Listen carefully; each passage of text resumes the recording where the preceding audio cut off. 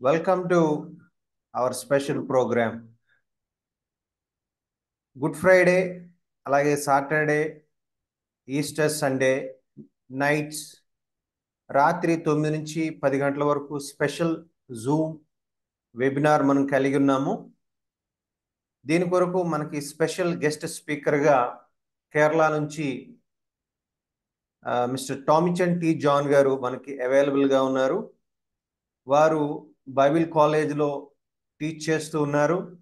అలాగే భారతదేశం అంతటా కూడా వారు ప్రయాణాలు చేస్తూ దేవుని వాక్య పరిచర్యలు చేస్తూ అనేక సంఘాలను బలపరుస్తూ ఉన్నారు. వారిది కేరళ, వారు నివసించేది కేరళ. వారు మనకు అందుబాటులో ఉండడం నిజంగా మనకి ఆశీర్వాదకరం. ఈరోజు మన గుడ్ ఫ్రైడే సందర్భంగా మన అంశం ఏంటంటే, గుడ్ ఫ్రైడే అని పిలుస్తాం కదా, మనకి సంవత్సరానికి 52 శుక్రవారాలు ఉంటాయి. ఈ శుక్రవారం మాత్రం మనం ఎందుకు శుభ శుక్రవారం అని పిలుస్తున్నాం? రెండవదిగా, యేసు చనిపోయినట్లయితే దాన్ని ఎందుకు మంచి రోజు అంటున్నాం? ఒక వ్యక్తి చనిపోతే మనం దాన్ని చెడ్డ రోజుగా భావిస్తాం కదా, మరి యేసు ప్రభు చనిపోతే దాన్ని మంచి రోజు అని ఎందుకు పిలుస్తున్నాం అనే అంశం గురించి వివరంగా తెలుసుకోవడానికి, మనకు నేర్పించడానికి టామిచన్ టి జాన్ గారు మనకు అందుబాటులో ఉన్నారు.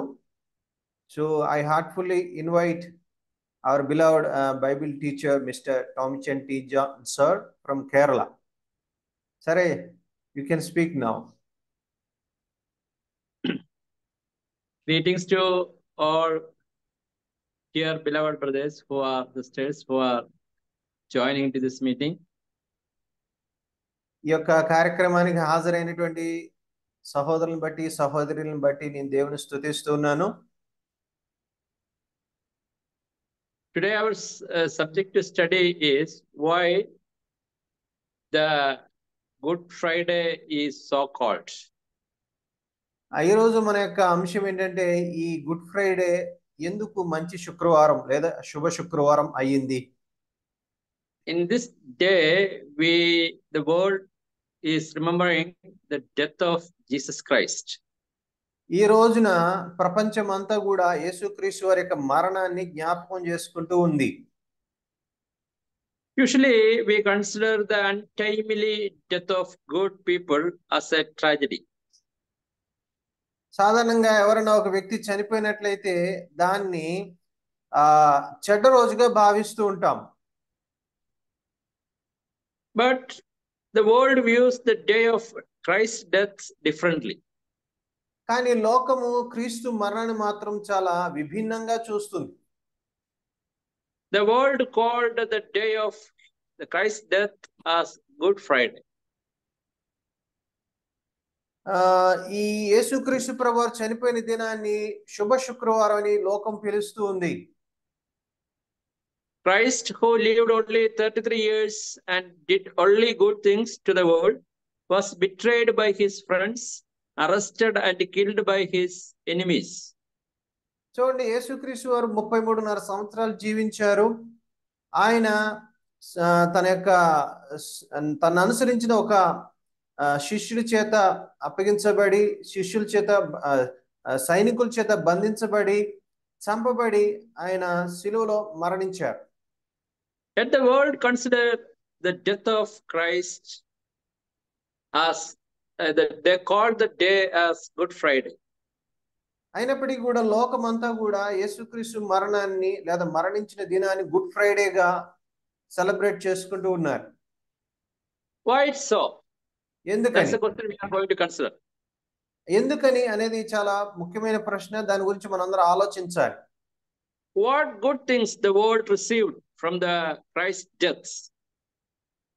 యేసుక్రీస్తు మరణం వల్ల మనం పొందుకున్న మంచి మేలులు ఏమిటి? We will get the answer when we find the answer to the following 3 questions. Then we will find the answer. నేను ఒక 3 ప్రశ్నలు అడుగుతాను. ఆ 3 ప్రశ్నల ద్వారా మనము జవాబు పొందుకున్నది ద్వారా ఆ మంచి ఏంటో మనం నేర్చుకోవచ్చు. The 3 questions are: who Jesus was, why Christ died, what was the result of his death? These are the 3 questions. మొదటి ప్రశ్న, మొదటి ప్రశ్న యేసు ఎవరు? రెండో ప్రశ్న యేసు ఎందుకు చనిపోయాడు? మూడవది యేసు ప్రభు చనిపోవడం వల్ల కలిగిన రిజల్ట్స్ ఏంటి, ఫలితాలు ఏంటి అన్న దాన్ని ఆలోచించడం ద్వారా ఆయన యొక్క మరణం ఎందుకు మంచిదో మనకు అర్థం అవుతుంది.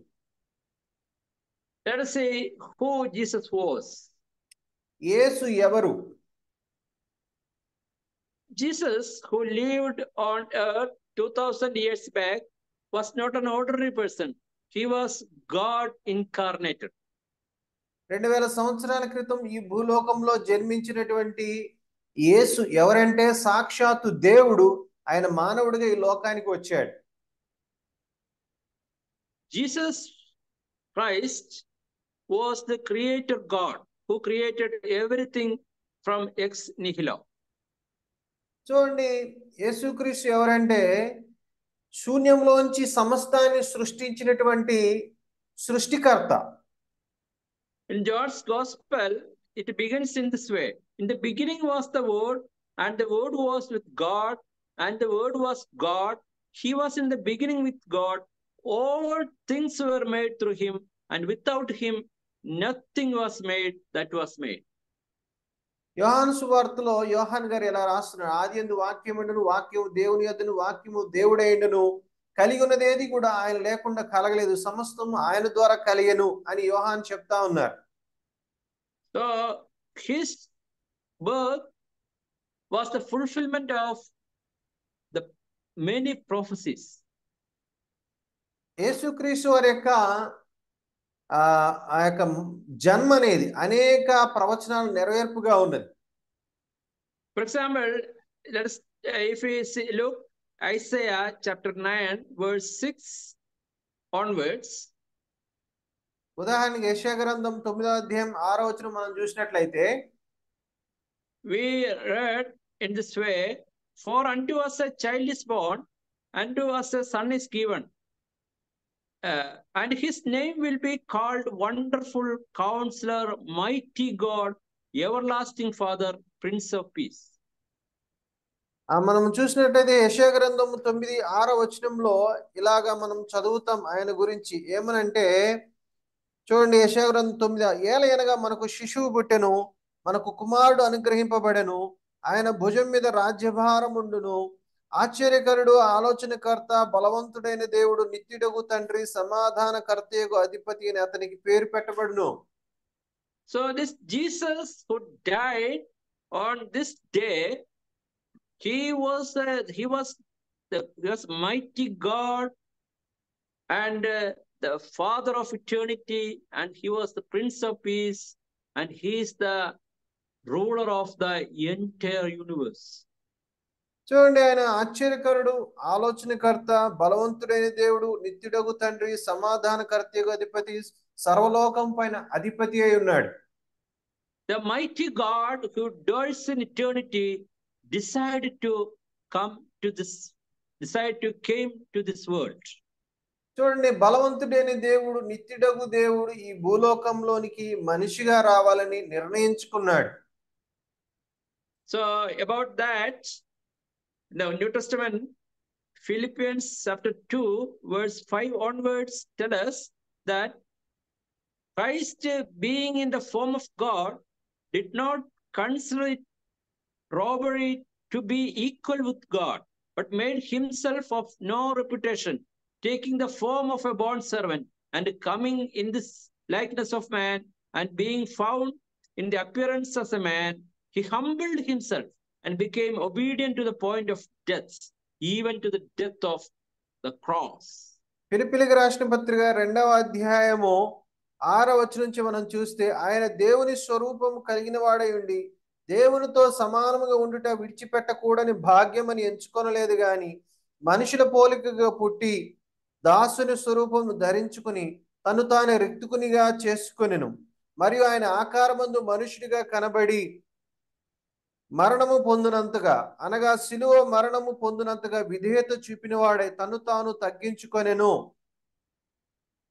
He was God, and he dwells equality with the Father, and he humbled himself to become a man and came to this world and die for us even to die as in the cross of Calvary.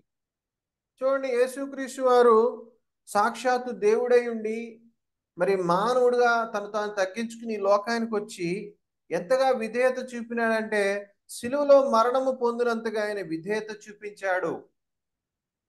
So when Christ was here, he was God with us. The very God lived here on the earth as a man, walked here, eat here, and he slept here. ఆయన ఒక మానవుడిగా ఈ లోకంలో జీవించాడు. ఒక మానవుడిగా ఆయనకు ఆకలి వేసింది. ఒక మానవుడిగా ఆయన నిద్రించాడు. ఒక మానవుడిగా ఆయన ఈ లోకంలో జీవించాడు. But he was different. He lived a different life. He lived here purely. He lived here without sin, and he lived as a holy man here without any sin. కానీ ఆయన మీరు చూసినట్లయితే అందరి మనుషుల్లా కాదు, చాలా విభిన్నమైన వాడుగా, ప్రత్యేకమైన వాడుగా జీవించాడు. అలాగంటే ఆయన ఎన్నడూ ఒక్క పాపము చేయకుండా ఎంతో పరిశుద్ధంగా పవిత్రంగా జీవించాడు. So the death of Christ was not an ordinary death. కాబట్టి యేసుక్రీస్తు మరణం అనేది సామాన్యమైన మరణం కాదు. It was the death of God incarnated. అది మనం చూసినట్లయితే సాక్షాత్తు దేవుడు నరావతారిగా ఈ భూలోకానికి వచ్చి మరణించిన మరణం. It was the death of God man Christ Jesus. ఆయన దైవ మానవుడిగా క్రీస్తు ఈ లోకంలో జీవించారు. So why the untimely death of Christ is celebrated in the world and they called it a Good Friday? Because this person is different. He is the very God who incarnated. This is the death of God man Jesus Christ. That's why the world considered it differently. చూడండి, ఎందుకు యేసు ప్రభు చనిపోతే దాన్ని మంచి రోజు, గొప్ప రోజు అని పిలవడం జరిగిందంటే, చనిపోయిన వ్యక్తి అందరిలాంటి వాడు కాడు. ఆయన దైవ మానవుడైనటువంటి ప్రత్యేకమైన వాడు. అందుకే ఆయన మరణానికి అంత ప్రత్యేకమైన గుర్తింపు కలిగింది. Then we will come to the next question, why Christ died. రెండవ ప్రశ్న, ఎందుకని యేసుక్రీస్తు చనిపోయాడు? That makes the whole difference. ఇదే మొత్తాన్ని మార్చి వేసింది. అన్నిట్లో ప్రత్యేకమైన విషయం ఇదే. As we already said, today is the day the world remembers the death of Jesus Christ. మనందరికీ తెలిసిందే, ఈ రోజు ఈ గుడ్ ఫ్రైడే రోజున ప్రపంచమంతా యేసుక్రీస్తు వారి మరణాన్ని జ్ఞాపకం చేసుకుంటూ ఉంది. Usually people celebrate the date, the birth, and they make it as a festival. The birth of great people, the whole world will celebrate. వాస్తవానికి ఈ లోకంలో ఒక మనిషి పుడితే ఆ పుట్టిన రోజుని వేడుకగా, ఘనంగా, గొప్పగా జరుపుకుంటారు. But if we look, the traditional Christianity spend one day to commemorating Christ's birth, but they set aside 1 week to commemorate Christ's death. మీరు గమనించాలి, యేసుక్రీస్తు వారి జన్మను జ్ఞాపకం చేసుకోవడం ఒక రోజు అయితే, ఆయన యొక్క మరణాన్ని జ్ఞాపకం చేసుకోవడానికి ఒక వారమంతా కూడా కేటాయిస్తారు. And usually this last week is called the Holy Week.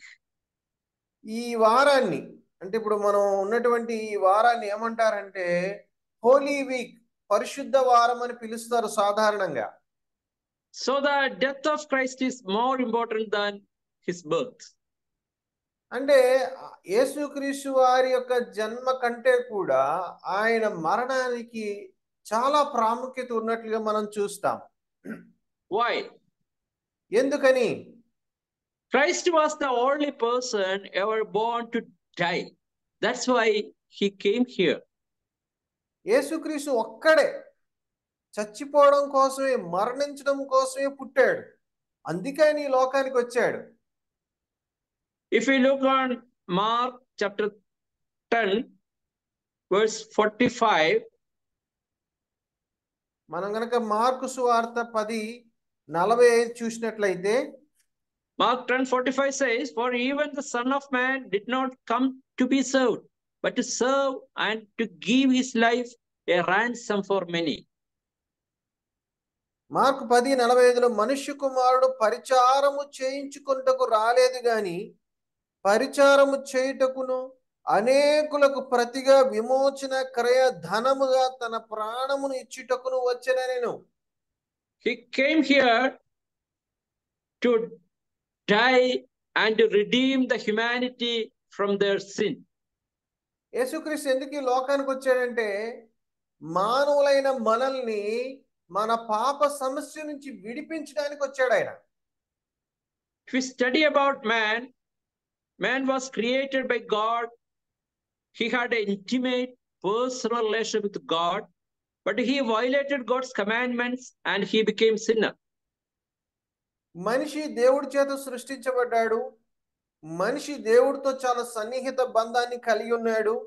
కానీ మనిషి ఎప్పుడైతే పాపం చేశాడో ఆ దేవునికి దూరం అయిపోయాడు.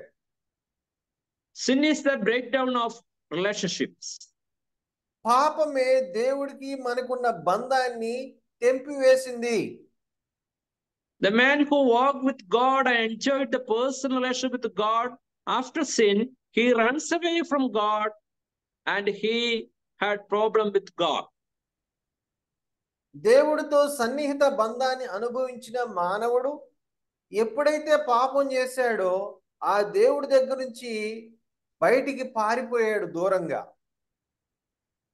Now, after sin, the presence of God is a disturbance to man. He walks away from God. పాపం చేసిన తర్వాత మనిషికి దేవుని సన్నిధి అనేది ఒక భయంకరమైనటువంటి పరిస్థితిగా మారిపోయింది.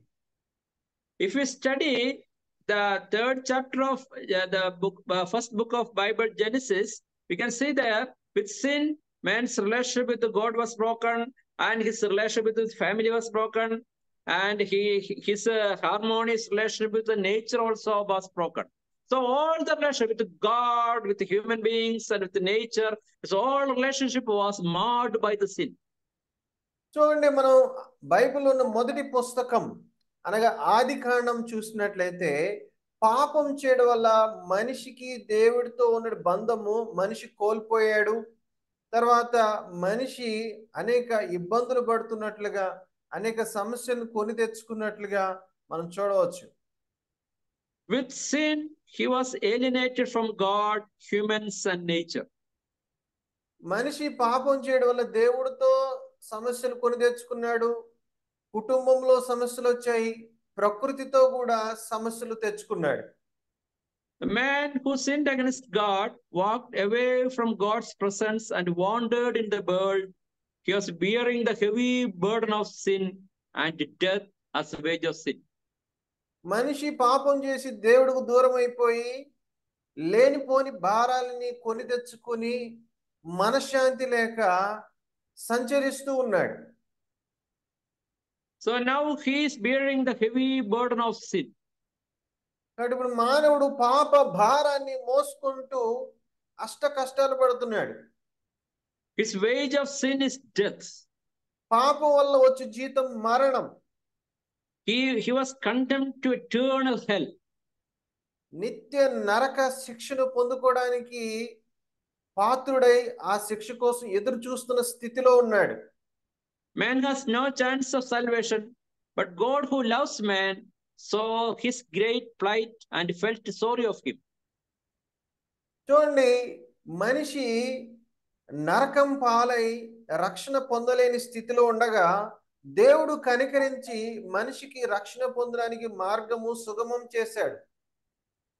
And the Lord Jesus Christ came down to history as a man to save man from their sin. ప్రభువైన యేసు స్వర్గం నుంచి భూలోకానికి రావడానికి గల కారణం ఏంటంటే నరకానికి పోతున్న మనుషులైన మనల్ని రక్షించడానికి. The incarnation of Christ is the greatest display of God's love for man. యేసుక్రీస్తు శరీరధారిగా ఈ లోకానికి రావడం అనేది దేవుడు మానవులైన మన పట్ల చూపిన ప్రేమకు నిదర్శనం. In John's Gospel 3:16 we read, "For God so loved the world that he gave his only begotten Son, that whosoever believes in him should not perish but have everlasting life." యోహాను సువార్త 3:16లో దేవుడు లోకమును ఎంతో ప్రేమించెను, కాగా తన అద్వితీయ కుమారునిగా పుట్టిన వాని యందు విశ్వాసముంచు ప్రతివాడును నశింపక నిత్య జీవం పొందినట్లు ఆయనను అనుగ్రహించెను. So the Christ death is the greatest display of God's love towards man. యేసుక్రీస్తు మరణము కూడా మానవుల పట్ల దేవుడు చూపిన అపారమైన ప్రేమకు రుజువై ఉన్నది. This is so on the day of his death we get the greatest love from our Creator. యేసుక్రీస్తు మరణ దినాన సృష్టికర్త అయిన దేవుని వద్ద నుంచి గొప్ప ప్రేమను మనం అనుభవించగలిగాం. On the cross, Christ paid the penalty of our sin in our place. Instead of us, he died. యేసుక్రీస్తు ప్రభు కలవరి శిలువలో మన స్థానంలో మనకి బదులుగా మన పాప శిక్ష అంతా కూడా ఆయన అనుభవించాడు. Peter in his letter says, "Who himself bore our sins in his own body on the tree." పేతురు కూడా సెలవిస్తూ ఉన్నాడు, యేసు తన శరీరం మీద మన పాపములు మోసుకొని మన కొరకు ఆయన శ్రమ పడ్డాడని చెప్తా ఉన్నాడు. Peter again says, "For Christ also suffered once for sin, the just for the unjust, that he might bring us to God, being put to death in the flesh and made alive by the Spirit." Reference సరే. 1 Peter 3:18.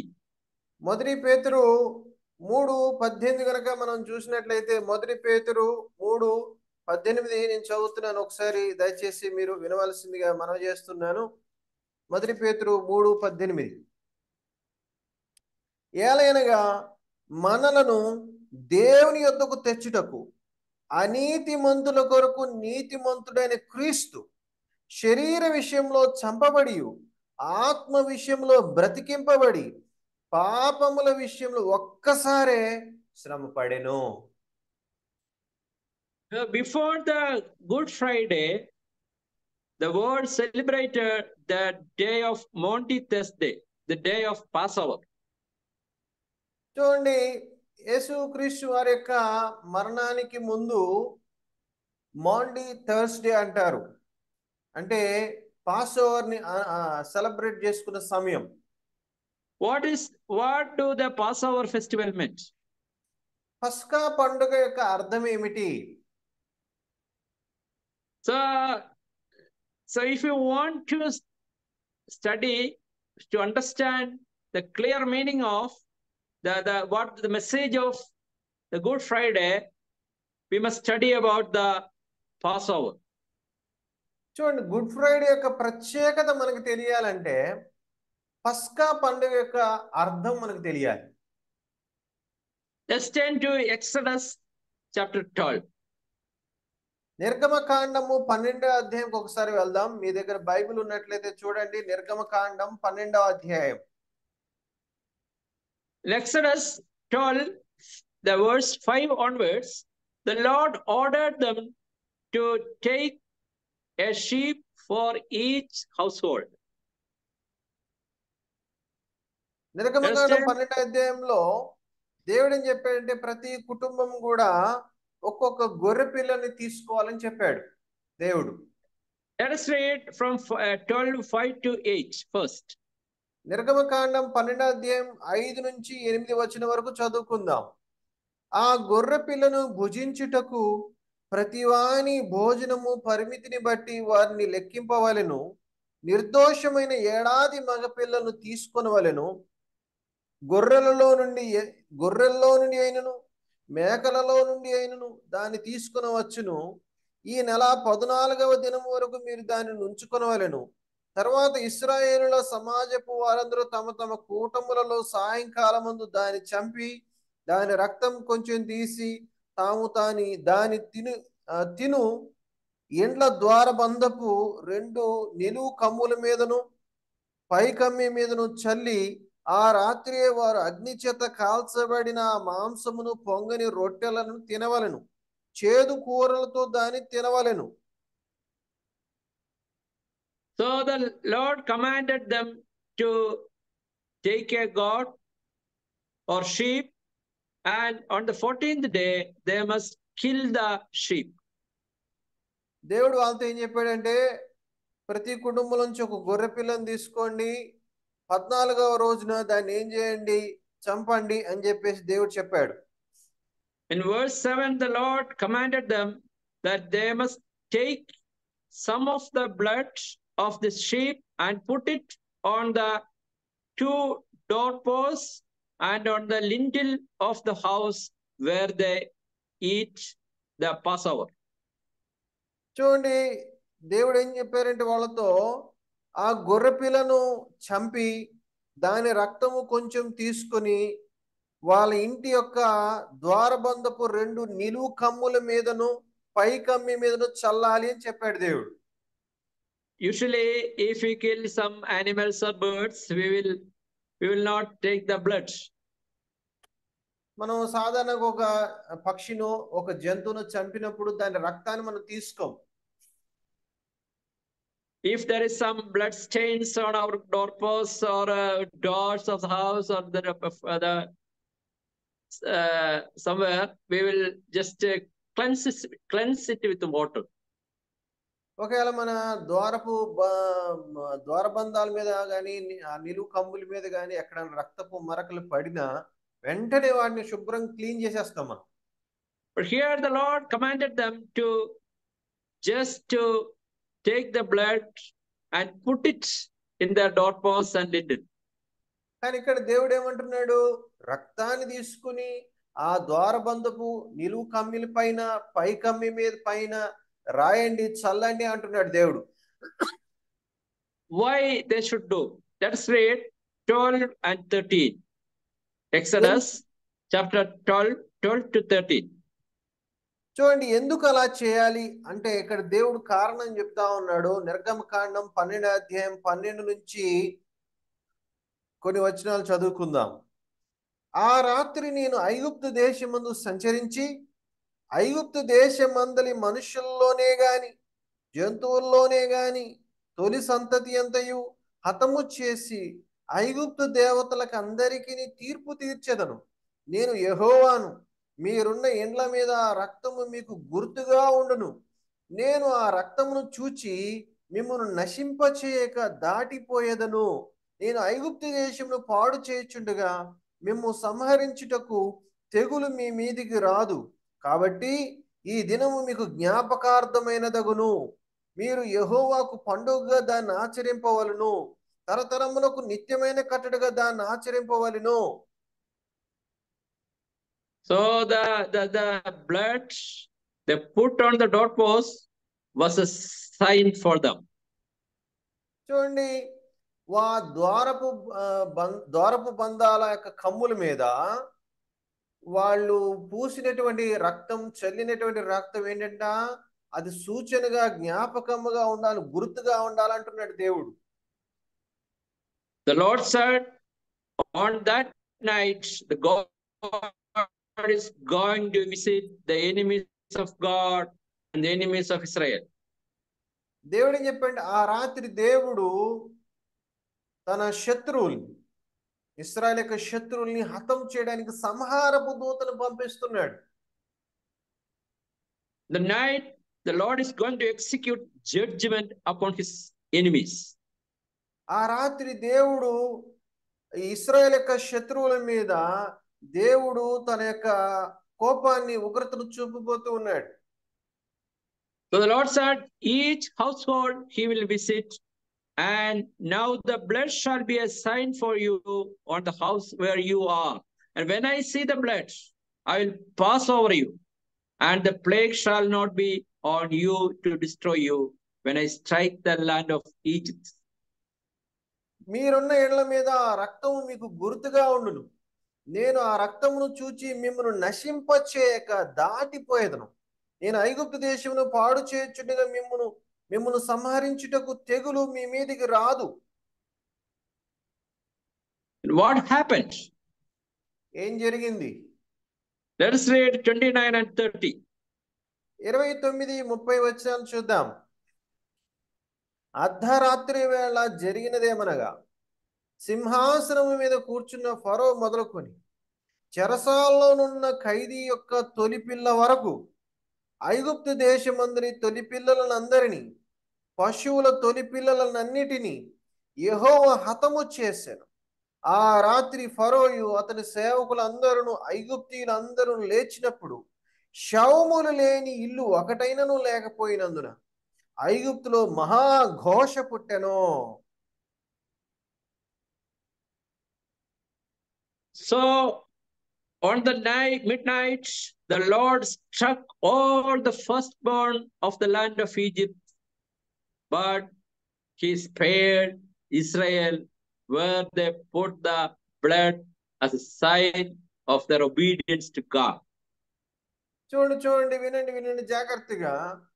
ఆ ఐగుప్తులో ఉన్నటువంటి ఇళ్లలో ప్రతి ఇంటిలోను తొలిచూలు కుమారుడు హతము చేయబడ్డాడు. కానీ ఇశ్రాయేలులో ఇళ్లలో ఎవరి ఇంటి మీద అయితే ఆ గొర్రెపిల్ల రక్తము గుర్తుగా ఉన్నదో వారు దేవుని మాట విని ఆ యొక్క రక్తాన్ని గుర్తుగా ఆ ఇంటి మీద పెట్టుకోవడం వల్ల సంహారపు దూత నుంచి వాళ్ళు తప్పించుకున్నారు. The blood of the Passover lamb saved Israel from death and crime. ఆ యొక్క వధించబడిన పస్కా గొర్రెపిల్ల రక్తము వలన సంహార దూత నుంచి వారి కుటుంబాలు కీడు నుంచి తప్పించబడ్డాయి, మరణం నుంచి తప్పించబడ్డాయి. But that was not the real Passover lamb. They killed the shadow of the real Passover bird. వాస్తవానికి ఆ ఇశ్రాయేలు ఆనాడు చంపిన గొర్రెపిల్ల నిజమైన పస్కా పశువు కాదు. అది రాబోయేటువంటి నిజమైన పస్కా పశువుకు లేకపోతే గొర్రెపిల్లకు ఛాయగా మాత్రమే ఉన్నది. The thousands of Passover lambs killed by Israel was only a shadow of the real one who is going to come. వేల కొలది పస్కా గొర్రె పిల్లలు వధించబడ్డాయి. అవన్నీ కూడా రాబోతున్న నిజమైన దేవుని గొర్రె పిల్ల పస్కా పశువుకి సూచనగా మాత్రమే ఉన్నాయి, ఛాయగా మాత్రమే ఉన్నాయి. Who was the real Passover lamb? ఇప్పుడు Who was the real Passover lamb? నిజమైన ఆ పస్కా గొర్రె పిల్ల ఎవరు? 1 Corinthians 5:7 says, మొదటి కొరింథీ 5:7 మనం చూస్తే, for indeed Christ our Passover lamb was sacrificed for us. మొదటి కొరింథీ 5:7 చదువుదాం.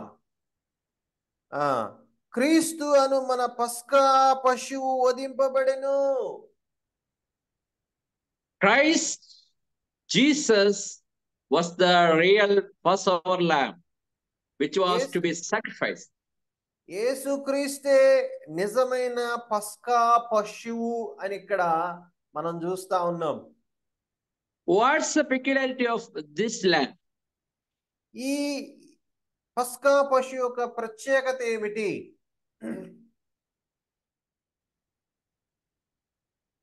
John the Baptist, when Jesus was coming towards him, he did a statement about Christ that we can read in John chapter 2 verse 9. బాప్తిస్మిచ్చి యోహాను chapter 1 verse 9, 29. బాప్తిస్మిచ్చి యోహాను యేసుక్రీస్తు గురించి ఒకసారి ఇలా చెప్పాడు. ఏం చెప్పాడో చూద్దాం. యోహాను సువార్త 1:29.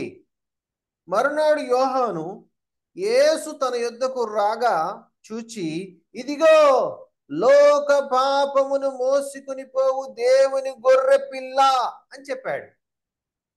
So behold the Lamb of God who takes away the sins of the world.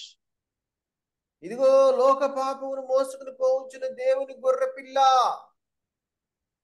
World knows only about the Lamb that will takes away a person's sin. Jews have no idea about a Lamb that will take the sins of the whole world.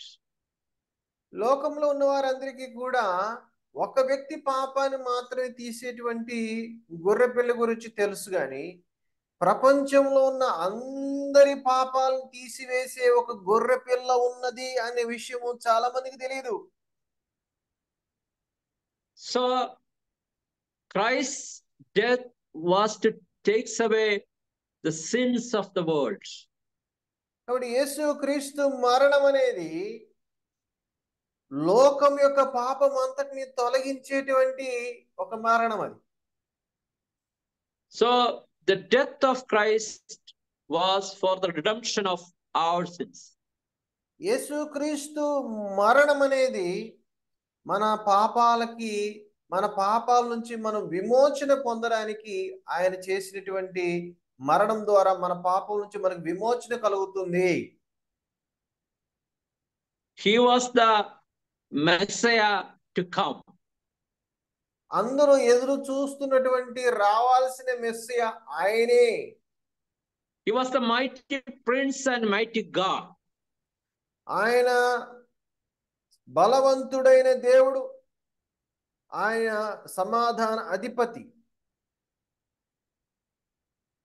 Yet they took him just as an ordinary person. They beat him, spit on him, and they just lead him to the mountain called Calvary. అయినప్పటికీ వారు ఒక సామాన్య మనిషిగా ఆయన పట్టుకున్నారు, బంధించారు, సిలువ మోపారు, కొండ మీదకి సిలువ వేయడానికి ఆయన తీసుకువెళ్ళారు. And they put nails on his legs and his hands. ఆయన కాళ్ళకి చేతులకు మేకులు కొట్టారు. On the cross, he laid there as a helpless man. ఆ యొక్క సిలువలో ఒక నిస్సహాయ స్థితిలో ఉన్నట్టుగా ఆ సిలువలో యేసు ప్రభువు వారు కనబడుతూ ఉన్నారు. So if you read Matthew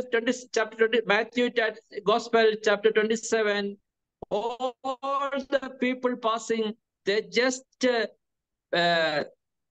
make him fun, and they all ask him to prove if he's Christ, just come down from the cross and prove that he's the mighty Messiah of the Jews. ఆయన సిలువలో వేలాడుతూ ఉంటే దారిని పోయినటువంటి వాళ్ళు కూడా నిజంగా నువ్వు మెస్సయ్యవైతే నిన్ను నువ్వు రక్షించుకుని ఆ సిలువ పెంచి కిందికి దిగిరా అని వాళ్ళు ప్రశ్నించారు. So the idea of God of the Romans and Jews, that is never cope with the Christ.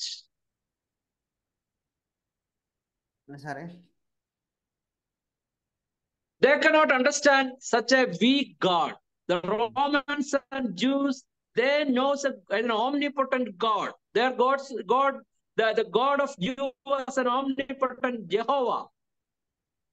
కానీ రోమీలు కావచ్చు, యూదులు కావచ్చు, వాళ్ళకి దేవుడి గురించిన కాన్సెప్ట్ ఏంటంటే దేవుడు అనేవాడు సర్వశక్తిమంతుడు, దేన్నైనా చేయగలిగిన వాడు అనే కాన్సెప్ట్ లో వాళ్ళు ఉంటూ ఉండగా నిస్సహాయ స్థితిలో యేసు ప్రభు వారు అలా కనబడుతూ ఉండేసరికి వారికి విషయం అర్థం కాలేదు.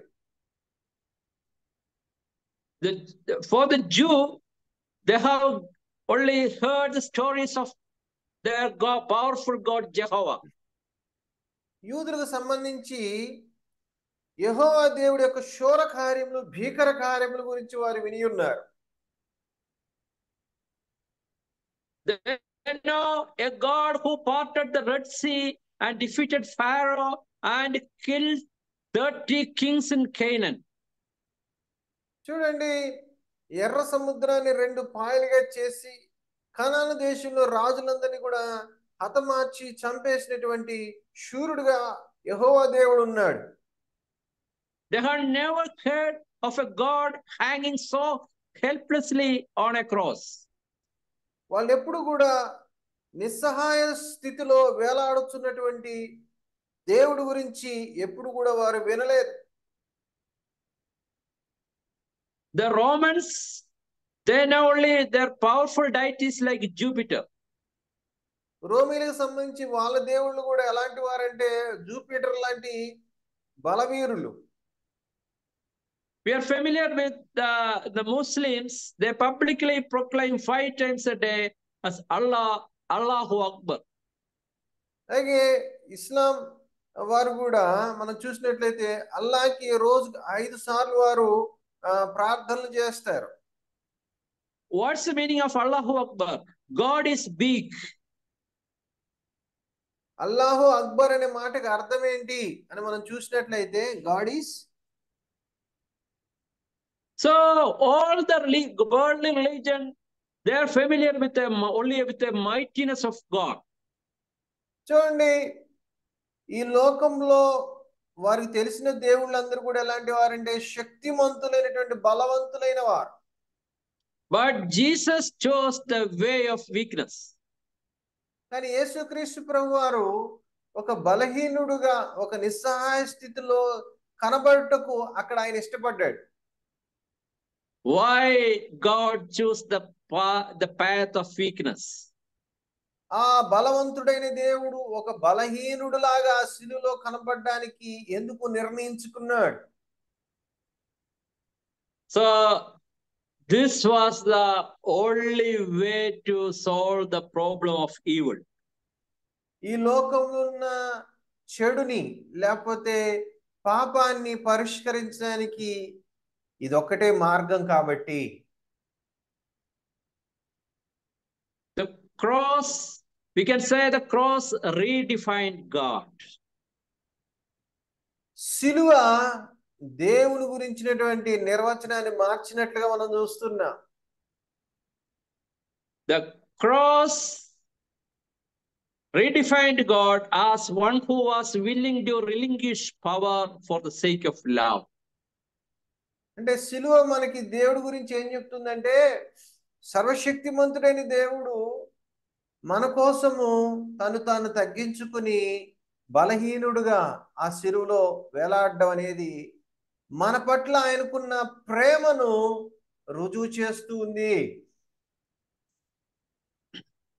So the cross redefined God, a God who is willing to give up the use of power for love. That's how God was redefined. మనం గమనించి చూసినట్లయితే దేవుడు మనల్ని ప్రేమించి తాను తగ్గించుకొని మన కోసం ఆ రకంగా శిలువలో ఒక బలహీనుడుగా వేలాడుటకు ఇష్టపడ్డాడు అన్న విషయం మనం ఇక్కడ గమనించవచ్చు. A writer defined this as God's unilateral disarmament.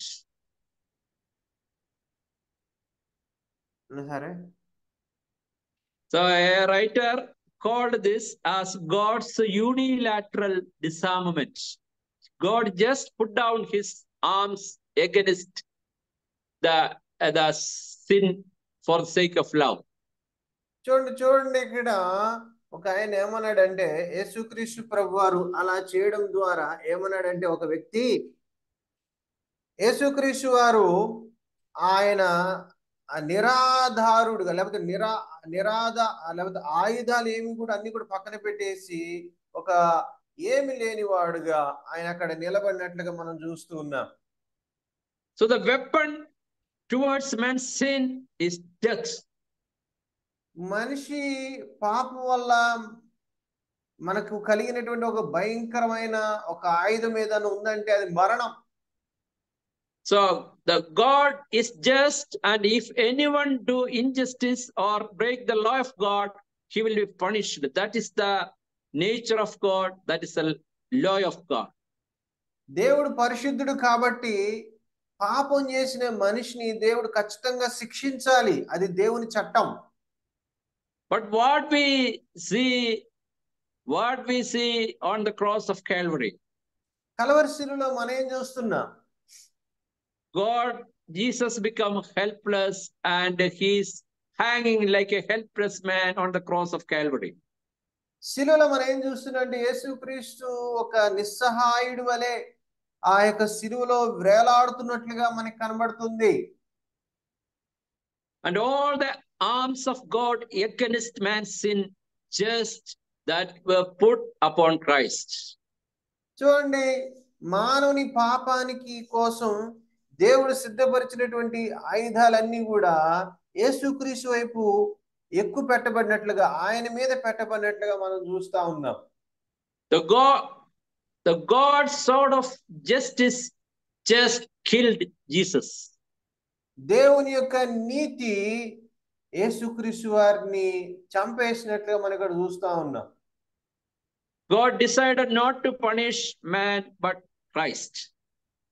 చూడండి, దేవుడు న్యాయంగా నీతిగా చూసినట్లయితే పాపం చేసిన మనల్ని శిక్షించాలి, మనల్ని చంపేయాలి, కానీ యేసు ప్రభు మనకి బదులుగా ఆయన చనిపోయారు.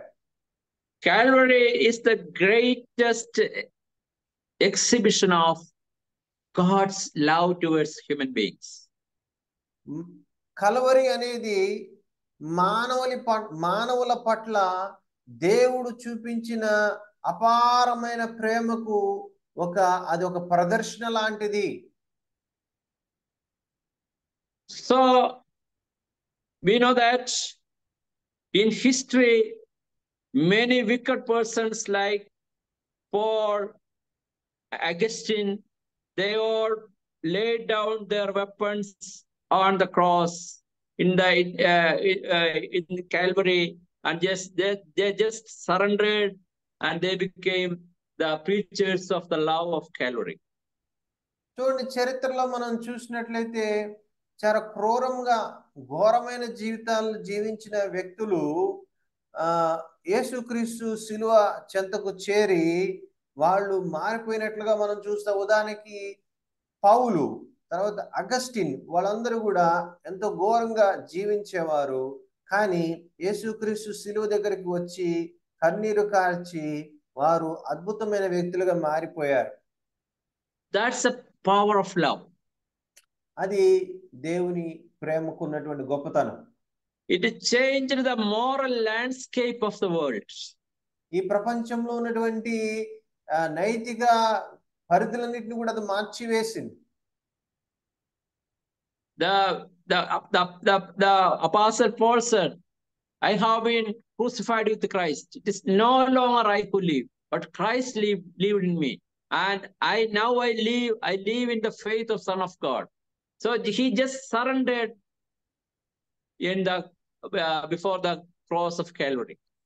చూడు, అపోస్తలుడు పౌలు అన్నాడు, నేను క్రీస్తు కూడా సిలువేయబడి ఉన్నాను, ఇక నువ్వు జీవించేవాడిని నేను కాదు, క్రీస్తే నా యందు జీవించున్నాడని చెప్పేసి నేను క్రీస్తు కొరకే జీవిస్తానని తన జీవితంలో గొప్ప నిర్ణయం తీసుకుని ప్రభు కోసం ఆయన బతికాడు. So he died to take away our sins. యేసు చనిపోయింది దేనికంటే మన పాపం నుంచి మనకి విడుదల దయచేయడం కొరకు. There is no day as the day of the death of Christ, the Good Friday. చూడండి, ఈ ప్రపంచంలో యేసు క్రీస్తు వారి లాంటి మరణం ఇంకొకటి లేదని చెప్పాలి. ఆయన మరణము good Friday. There is in the entire universe, heaven or hell, there is no other day special than the day of Good Friday. ఈ ప్రపంచంలో గుడ్ ఫ్రైడే లాంటి మంచి రోజు ఇంకొకటి లేదనే చెప్పాలి. Why? ఎందుకని? Because on that day, the Creator God, He died for His creatures. ఎందుకంటే ఆ రోజున సృష్టికర్త అయిన దేవుడు మానవుల పాపం నుంచి మానవుల్ని విడిపించడం కొరకు కల్వరి శిలువలో చనిపోయినాడు. So there happened no other incidents in history before, or there will have such an incident in the coming eternity. So this is the unique, most important incident happened in the whole universe. ఆయన మరణానికి ముందు గాని ఆయన మరణం తర్వాత గాని ఇలాంటి మరణము ఇంకెక్కడా లేదు. ఆయన యొక్క మరణం అనేటువంటి ఆ ఘట్టము మానవ చరిత్రలో అతి గొప్పదైనటువంటి సంఘటన అనే విషయం మనం జ్ఞాపకం చేసుకోవాలి. So let us see what was the result of his death. ఇప్పుడు ఆలోచన చేద్దాం. మూడవ ప్రశ్న, యేసుక్రీస్తు మరణం వల్ల కలిగిన ఫలితాలు ఏమిటి? After the Good Friday, cross became the symbol of Christianity. చూడండి, యేసుక్రీస్తు ప్రభు మరణం తర్వాత ఆ సిలువ క్రైస్తవ్యానికే చిహ్నంగా మారిపోయింది. And the cross became the symbol of everything Christianity stood for. క్రైస్తవ్యం నిలబడిన ప్రతిదానికి చిహ్నంగా ఆ సిలువ మారిపోయింది. If we look upon the shape of the cross, let us see its breadth, the breadth of the cross. చూడండి, మనం చేతులు కనుక ఇలా చాపినట్లయితే ఆ సిలువ యొక్క వెడల్పు మనకు తెలుస్తుంది. The love of Christ is manifested in the cross. That includes everybody, all the people, in all the continents. It includes everyone. It excludes none. ఆ కలువరి సిలువలో చేతులు చాపిన ఆ యేసు చేతులు మనకి ఏం చూపిస్తున్నాయంటే దేవుడి ప్రేమ అందరికి అందుబాటులోకి వచ్చింది. ప్రపంచంలో అందరికీ ఆయన ప్రేమ అందుబాటులోకి వచ్చి అందరినీ ఆయన కౌగిట చేర్చుకోవడానికి ఇష్టపడుతున్నాడు అన్న విషయాన్ని తెలియజేసింది. The cross of Christ said, I love you. క్రీస్తు సిలువ మనతో ఏం చెప్తుందంటే నేను నిన్ను ప్రేమిస్తున్నానని చెప్తుంది. So let us think about the height of the cross. సిలువ ఎత్తు గురించి ఆలోచన చేద్దాం. It extends to the throne of God. Its one end is on the earth and the other end extends to heaven. దానిలో ఆ ఎత్తు మనం చూసినట్లయితే ఒక అంచు అడుగు భాగం భూమి మీద ఉంటే దాని యొక్క చివరి అంచు ఆకాశాన్ని అంటున్నట్లుగా మనం చూడవచ్చు. So the cross, it extends from eternity to eternity, from everlasting to everlasting. అంటే That's its height. నిత్యత్వం నుంచి నిత్యత్వం వరకు కూడా దేవుని యొక్క ప్రేమ ఎంత ఉన్నతమైనదో ఆ సిలువ మనకి తెలియజేస్తుంది. So the length of the cross has no measure. It extends to all eternity. దేవుని యొక్క ప్రేమకు అవధులు లేవని, అది నిత్యత్వం అంతా కూడా వ్యాప్తి చెంది ఉన్నదని మనం చూస్తూ ఉన్నాం. We know that when Noah built the ark, there entered only 8 people. నోహు నిర్మించిన ఓడ కేవలం 8 మందికి మాత్రమే అది రక్షణ కల్పించింది. And the Solomon's temple was long and it was only 60 cubits. సొలొమోను ఏర్పాటు చేసినటువంటి దేవాలయం మనం చూసినట్లయితే 60 క్యూబిట్లు మాత్రమే అది ఉన్నది. But how can we measure the love of God, the love manifested in the cross? కానీ కల్వరి శిలువలో క్రీస్తు ప్రభు ద్వారా కుమ్మరించబడినటువంటి దేవుని ప్రేమను మనం ఎంతని కొలవగలం, ఏ రకంగా కొలవగలం? Bible asks, who is able to comprehend the word, the length and depth and heights of the love of Christ, which passes all knowledge? మానవ జ్ఞానానికి మించినటువంటి క్రీస్తు ప్రేమ యొక్క ఎత్తును, లోతును, వెడల్పును ఎవరు గ్రహించగలరు, ఎవరు వివరించగలరు? There is no way that our finite minds can even begin to understand the love of God. దేవుని యొక్క అపారమైన అనంతమైన ప్రేమను పరిమితి కలిగినటువంటి మన బుర్రతో ఏ విధంగా అర్థం చేసుకోగలం? So what was the result of Christ's death? యేసుక్రీస్తు మరణం వల్ల కలిగిన ఫలితం ఏమిటి? In John's Gospel 12:32, our Lord said, యోహాను సువార్త 12:32లో మన ప్రభు ఇలా చెప్పారు, and if I am lifted up from the earth, will draw all people to myself. నేను భూమి మీద నుండి పైకెత్తబడిన ఎడల అందరినీ నా యొద్దకు ఆకర్షించుకొందునని చెప్పాను. Through the cross, God draws all men to him. శిలువ ద్వారా అందరినీ ప్రభు తన వద్దకు ఆకర్షించుకుంటూ ఉన్నారు. Each man in this world have to make a decision about Jesus Christ. ప్రతి వ్యక్తి కూడా యేసుక్రీస్తు గురించి ఒక నిర్ణయం తీసుకోవాల్సిన అవసరం ఉన్నది. Whoever we are, we have to take a decision about the cross of Calvary. మనం ఎవరైనప్పటికీ కూడా కలువరిలో మరణించిన క్రీస్తు విషయమై ఒక నిర్ణయం తీసుకోవాల్సిన అవసరం ఉన్నది.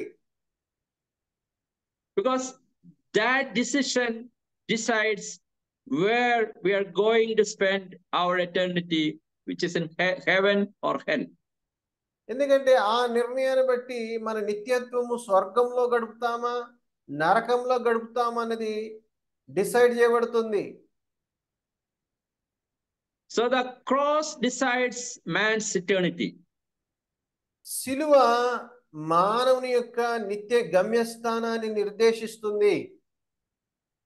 So if anyone believes on Christ, what Bible says, let us read in Acts 10:43. కాబట్టి మనం అపోస్తల కార్యములు 10వ అధ్యాయము 43వ వచనం ఈ సమయంలో ఒకసారి చదువుకుందాం. అపోస్తల కార్యములు 10:43. To him all the prophets witness that through his name whoever believes in him will receive remission of sins. ఆయన యందు విశ్వాసం ఉంచువాడెవడో వాడు ఆయన నామం మూలముగా పాపక్షమాపణ పొందునని ప్రవక్తలందరూ ఆయన గూర్చి సాక్ష్యం ఇచ్చుచున్నారనెను. So all the prophets witness that whoever believes on the cross of Christ and he will receive the remission of sins. ఎవరైతే యేసుక్రీస్తు ప్రభు శిలువలో చనిపోయిన యేసుక్రీస్తు ప్రభు యందు విశ్వాసం ఉంచుతారో వారు వారి పాపముల నుంచి విడుదలని విమోచనని పొందుకుంటారు. Romans 8:1 says, there is therefore now no condemnation to those who are in Christ Jesus. రోమా 8:1 మనం చూసినట్లయితే క్రీస్తు యేసునందున్న వారికి ఏ శిక్షా విధియు లేదు అని మనం చూస్తాం. Romans 10:9 says, if we confess with our mouth the Lord Jesus and believes in your heart that God had raised him from dead, you will be saved. రోమా మనము 10:9 చదివినట్లయితే ఏముంటుంది అక్కడ? యేసు ప్రభువుని నోటితో ఒప్పుకొని దేవుడు మృతుల్లో నుండి ఆయన లేపిన నీ హృదయమందు విశ్వసించిన ఎడల నీవు రక్షింపబడదు. So there is no good news like the news that gives us by the Good Friday. చూడండి, ఈ గుడ్ ఫ్రైడే ఇచ్చేటువంటి శుభవార్త మనకి ఇంకెక్కడా దొరకదు కదా. What's that news? As we have seen, a man who put his faith on Christ, he will live with him in the whole eternity in heaven. చూడండి ఇక్కడ విషయం ఏంటంటే, ఎవరైతే ఒక వ్యక్తి సిలువేయబడిన యేసుక్రీస్తు యందు విశ్వాసం ఉంచుతాడో తద్వారా ఆ వ్యక్తి నిత్యము దేవునితో పాటు సదాకాలం స్వర్గంలో ఉండే భాగ్యాన్ని పొందుకుంటాడు. Here, the man who believes in Christ, here he can enjoy the forgiveness of sins and the abundant life which Christ gives to his children.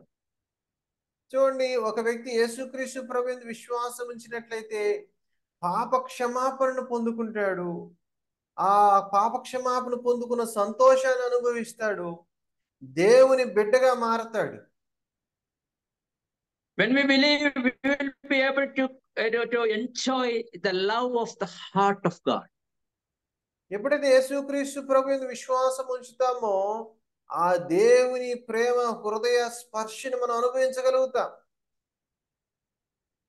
We can enjoy his care, his protection, his love, and all God has. చూడండి సిలువ వేయబడిన యేసుని నమ్ముకోవడం ద్వారా దేవుని యొక్క కాపుదల్ని, దేవుని యొక్క భద్రతని, దేవుని యొక్క క్షేమాన్ని మనం అనుభవిస్తాం. So we know that with sin, man lost every good things.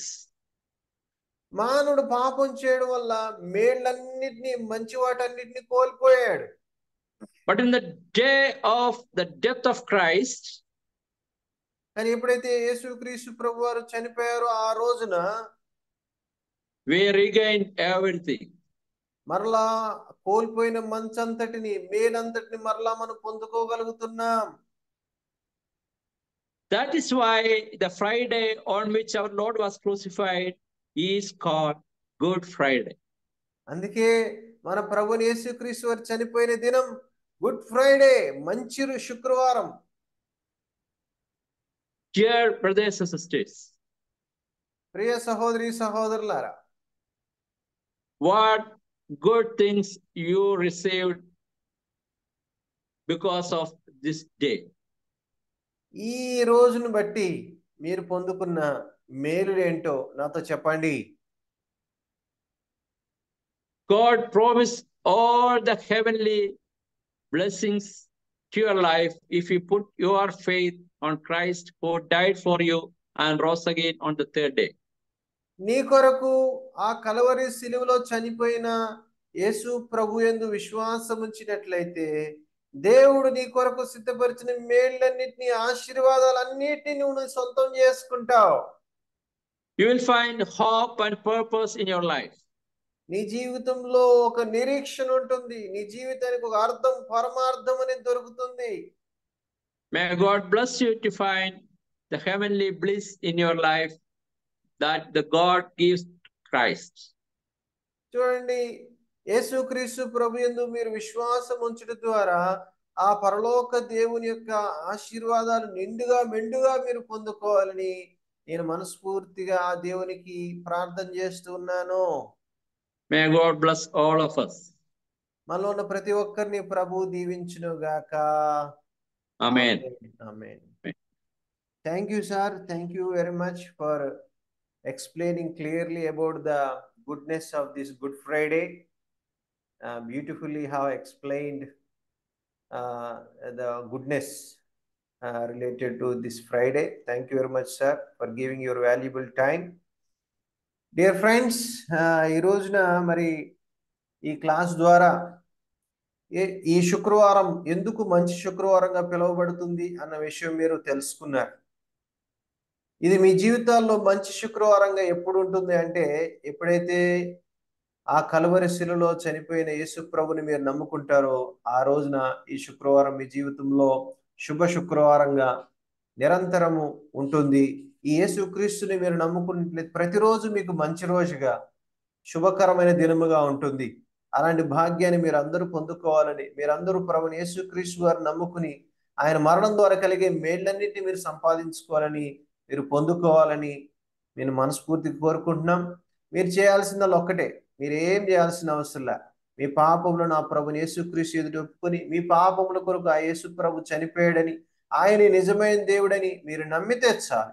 ఇక్కడే ఆ ఆశీర్వాదాలన్నీ మీరు సొంతం చేసుకుంటారు. రక్షణ కేవలం విశ్వాసము ద్వారా. ఇప్పుడే ప్రభుని యేసుక్రీస్తు యందు విశ్వాసం ఉంచండి, రక్షణ పొందండి.